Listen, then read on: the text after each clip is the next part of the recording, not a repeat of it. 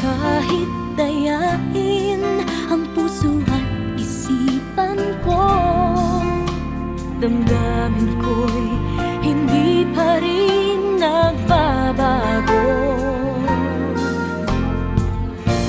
At kung maisip na di na siya